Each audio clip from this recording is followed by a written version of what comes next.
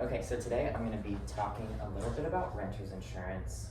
And I want to see really quick how many of you either are currently renting a house or apartment or plan to do so in the next year. How many of you have or plan on having renter's insurance?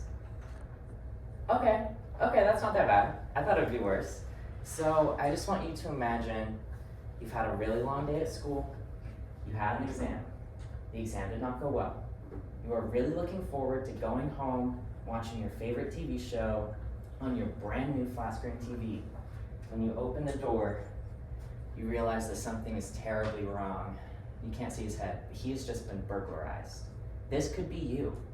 So it's gonna be expensive to replace everything. They took your couch, they took your TV, they took your microwave. It's gonna cost a couple dollars. And this is where renter's insurance comes in. So I have been renting houses and apartments for 3 years. I've had renter's insurance the whole time. I'm obviously very passionate about it. So today I'm going to try and convince you to buy renter's insurance because I believe that it is cost effective and that it protects your possessions. So you might be thinking, do my possessions really need to be insured, protected? I would argue yes. Because the burglary rates in Oklahoma are unfortunately high. So this is from Newsweek.com. Red is bad. Oklahoma is red. We are the third worst state for burglaries. And burglary is only one thing that can happen to your possessions. There can be fires, but you might be thinking, Warren, but Norman is such a nice place. What are the burglary rates in Norman? High. Higher than Oklahoma, 47% higher than the national median. This is from neighborhoodscout.com. So there is a legitimate risk for burglary. There is a legitimate risk for your possessions. But you might be thinking, well, I don't have that much stuff. My stuff isn't that valuable. I would disagree. Because if you consider how much it would cost to replace everything, it's actually gonna end up being really expensive. If you have nice clothes, designer clothes, nice shoes, your TV, iPad, it's gonna cost you $500 to replace your mattress. I guarantee you that. Microwave, blender, etc. It should cost at least a couple $1,000s to replace everything on the list if everything gets burglarized or fired or etc.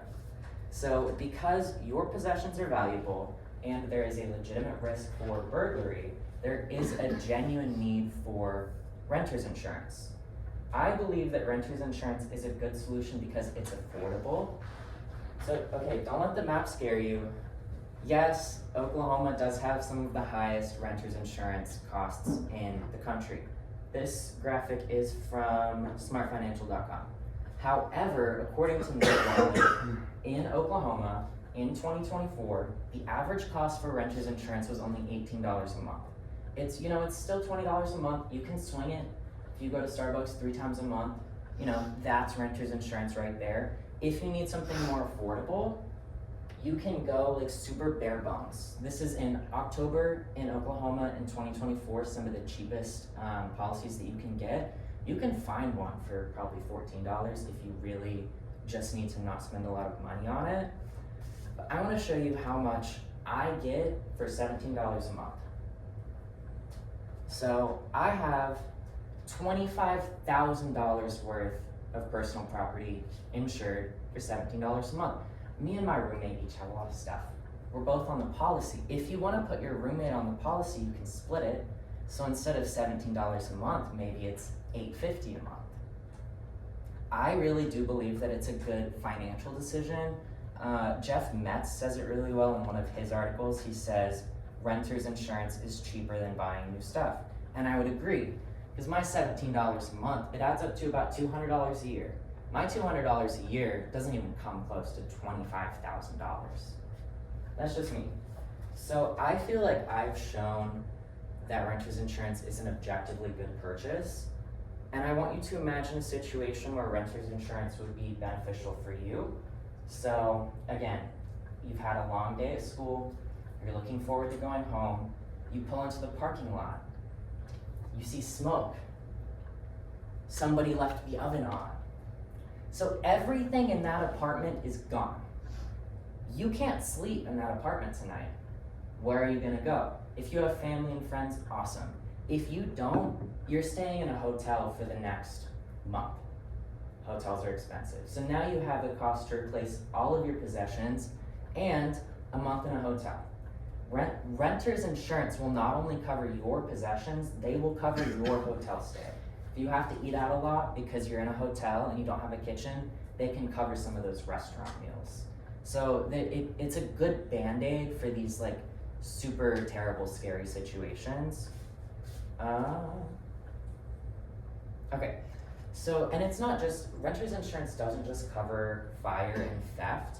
I went through my own 34-page personal insurance policy, and I found out that my insurance policy also covers volcanic damage, building collapse, fire and theft, lightning, hail, explosions, riots, aircraft, if a Boeing plane ever crashes into your apartment, if a Boeing plane part ever falls into your apartment, if a wild bear ever breaks in, you're covered, so you know.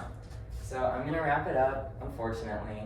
Today I have tried to convince you that renter's insurance is, that you should purchase it because your possessions are valuable, and renter's insurance is an affordable way to protect your possessions.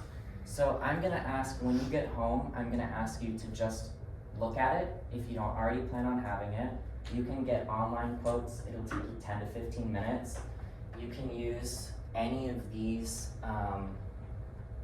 companies. I use State Farm, and just looking at it, seeing how much it would cost, talking to your roommate, and I personally would recommend that you get it as soon as possible, because if your stuff goes up in flames tomorrow, you are really going to wish that you had bought it today.